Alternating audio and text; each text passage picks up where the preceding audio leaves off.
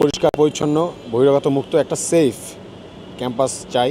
যে আমাদের কোনো বোনেরা ধরেন দলবল নিয়ে আসলে অনেকে আপনার ভয় পায়, ভাবে এটা আবার কোন দল আসছে, কী কারণে আসছে, অনেকে হচ্ছে মনে করে যে আমাকে এই কিনে টিজ করলো। তো সেই জন্য হচ্ছে একাই যাচ্ছি, যেহেতু সংকটগুলো জানাটা গুরুত্বপূর্ণ। সো আপুরা কোন ধরনের হচ্ছে সমস্যাগুলো ফেস করছে বা এখনও করছে বা আছে যেগুলো, সেগুলো আমরা তো কিছু আইডেন্টিফাই করছি এবং তাদের কাছ থেকে শোনাটা গুরুত্বপূর্ণ। যে নতুন কোনো হচ্ছে সংকট যেগুলো আমাদেরকে জানানো গুরুত্বপূর্ণ, সেটা আপুরা যাতে জানায় এবং ভাইয়েরা যাতে জানায়, সেই বিষয়গুলো নিয়ে হাঁটছে এবং তাদের কথাগুলো শুনছে। সো অনেক রকম প্রবলেমসের কথা উঠে এসছে। সো আলহামদুলিল্লাহ বেশ পজিটিভ রেসপন্স পাচ্ছি। ঢাকা বিশ্ববিদ্যালয়ের যে ডাকসু আপনার নির্বাচন দেখছেন, এটা ঢাকা বিশ্ববিদ্যালয়ের শিক্ষার্থীর সমস্যা সমাধান এবং সম্ভাবনা গল্প বলার প্ল্যাটফর্ম। তো এটা যদি হচ্ছে মানে কোনো দলের রাজনৈতিক এজেন্ডা বাস্তবায়ন করার প্ল্যাটফর্ম হিসেবে কেউ তৈরি করতে চায়, এটা আসলে আমরা আসলে চাচ্ছি না। আমরা ঢাকা বিশ্ববিদ্যালয়ের শিক্ষার্থী হিসেবে, একজন সচেতন শিক্ষার্থী হিসেবে আমরা আসলে এই ব্যাপারটা চাই না। সো এখন যে বা যারা করছে তাদেরকে আমরা বলবো যে অনেকেই দেখছি যে বহিরাগত এনে ক্যাম্পাসে তারপর হচ্ছে প্রচারণা চালাচ্ছেন, অনেকেই লিফলেট বিতরণ করাচ্ছেন টাকার বিনিময়ে, অনেকে হচ্ছে বিরিয়ানি খাওয়াচ্ছেন, নাজিরবাজার নিয়ে যাচ্ছেন, মাওয়া নিয়ে যাচ্ছেন। সো এখন এটা তো একটা অসমতা। তার চাইতেও বড় কথা হচ্ছে আচরণবিধি লঙ্ঘন। নির্বাচনী আচরণবিধি স্পষ্ট এবং 4-এর গ নম্বর পয়েন্টে লেখা আছে যে কোনোভাবেই এই বিশ্ববিদ্যালয় ডাকসু নির্বাচনে প্রচারণার ক্ষেত্রে অন্য কোনো ক্যাম্পাস বা অন্য কোনো ব্যক্তি বহিরাগত এসে প্রচারণা চালাতে পারবে না। আপনারা দেখেছেন যে গতকালকেও ছাত্রদলের কয়েকজনকে আমরা বহিরাগতকে প্রচারণা করতে দেখেছি। কিন্তু আমরা যতবারই শিক্ষার্থী ভাই বোনদের কাছে যাচ্ছি, সবাই একটা কথা বলছে যে ভাই বহিরাগত মুক্ত ক্যাম্পাস চাই, বহিরাগত মুক্ত ক্যাম্পাস চাই। বারবার এই একই কথাই শুনছি সবার কাছ থেকে। আমরা একটা সুন্দর পরিষ্কার পরিচ্ছন্ন বহিরাগত মুক্ত একটা সেফ ক্যাম্পাস চাই, এটা আমাদের প্রত্যাশা এবং আমরা এটা করার জন্য আমাদের সংগ্রাম, আমাদের লড়াই। তো কিন্তু যারা শিক্ষার্থীদের এজেন্ডা বাস্তবায়ন না করে, শিক্ষার্থীদের সমস্যার সুবিধা অসুবিধার কথাগুলো না বলে বা সেই অনুযায়ী না চলে, যারা দলীয় এজেন্ডা বাস্তবায়ন করার জন্য ঢাকা বিশ্ববিদ্যালয় ক্যাম্পাসকে ব্যবহার করছেন, তাদের প্রতি আমাদের ধিক্কার এবং নিন্দা থাকলো। এবং সাথে করে এটা বিশ্ববিদ্যালয় প্রশাসন দেখেছে। আমি গতকালকেও কিন্তু অলমোস্ট হচ্ছে লিখিত অভিযোগ দায়ের করেছি। নির্বাচনী আচরণবিধি লঙ্ঘন করার দায়ে আমি হচ্ছে অভিযোগ দায়ের করেছি, কিন্তু এখন পর্যন্ত চিফ রিটার্নিং অফিসারের কাছে সেই দরখাস্ত এবং ভিডিও ফুটেজ দেওয়ার পরেও তারা এখন পর্যন্ত কোনো স্টেপ আমি তাদেরকে নিতে দেখিনি। এটা আসলে আমাদের জন্য একটা বড় ধরনের সংকট মনে করছি যে ঢাকা বিশ্ববিদ্যালয়কে রাজনীতিকীকরণ, একটা সম্পূর্ণ রাজনৈতিক প্রতিষ্ঠান হিসেবে যারা দেখতে চায়, আমাদের যারা এটা ঢাকা বিশ্ববিদ্যালয় আমাদের মূল ফোকাসের জায়গা ছিল এটা একটা একাডেমিক ইনস্টিটিউশন হবে, এবং সারা বিশ্বের অন্যতম টপ যে ইউনিভার্সিটিগুলো আছে সেখানে ঢাকা বিশ্ববিদ্যালয়ের শিক্ষার্থীরা একাডেমিক এক্সিলেন্সের জায়গা থেকে নাম লেখাবে। সো সেইখান থেকে যেহেতু আমরা পিছিয়ে আছি, এটা আমাদের সবার আগে প্রায়োরিটি পাওয়ার কথা ছিল।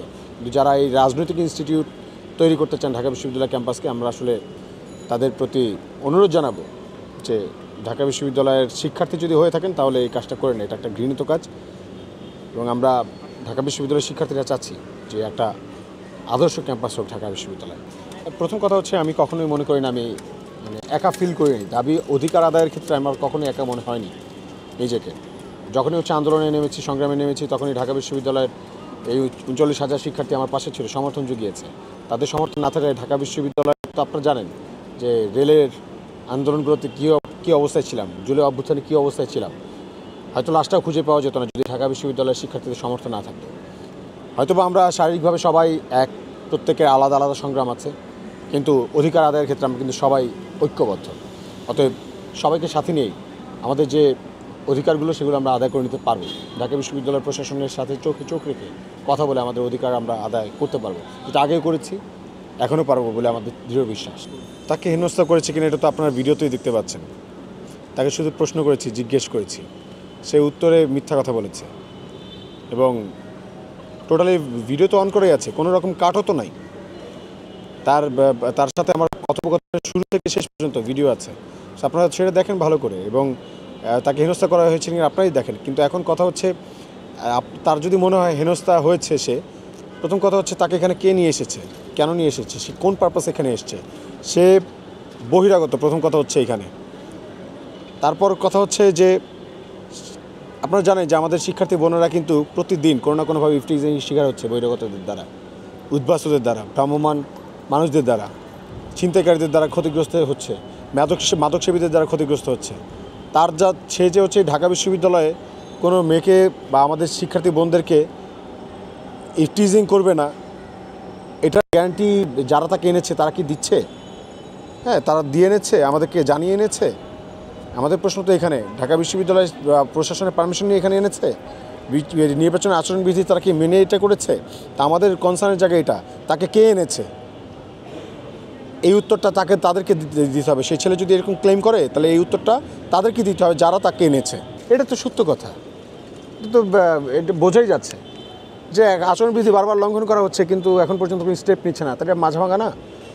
তো খুবই স্বাভাবিক বিষয় যে এটা এমন একটা হচ্ছে মানে যারা নির্বাচন পরিচালনা করছে তারা ওই যোগ্যতাটা হারিয়ে ফেলেছে। এটা অস্বাভাবিকতা। এবং আপনারা দেখেন যে বা যারা বলছে যে ভালোবেসে আসতেই পারে, আরে ভাই, আপনি নিরুৎসাহিত যদি করেন তাহলে আপনি কি তার হাতে লিফলেটটা ধরাই দিবেন? আমাদেরকে ভালোবাসার মানুষ নাই? আমরা কি দলবল নিয়ে হাঁটতেছি? কোনো শিক্ষার্থীকে কি আমরা হচ্ছে গিয়ে একসাথে আসবু আসসালামু আলাইকুম এভাবে কি আমরা বলতেছি? আমরা তো এরকম কাজগুলো করতেছি না, কেউই তো করতেছে না। কোনো স্বতন্ত্র প্রার্থীকে আমি এইভাবে করতে দেখতেছি না। কিন্তু আপনারা দলীয় এজেন্ডা বাস্তবায়ন যারা করতে এসছেন তারা সবাই মিলে এই কাজগুলো করতেছেন। এবং ভালোবাসার মানে আপনি নিরুৎসাহিত করবেন, সেটা হচ্ছে আপনি তার হাতে এক বান্ডেল হচ্ছে বস্তায় বস্তায় হচ্ছে তাদেরকে হাতে আপনার লিফলেট দিয়ে, তারপর হচ্ছে তাদেরকে হচ্ছে 1000 টাকা উপঢৌকন দিয়ে তাদেরকে খাইতে নিয়ে যে এভাবে নিরুৎসাহিত করে কেউ কাউকে, এটা নিরুৎসাহিত করার নমুনা।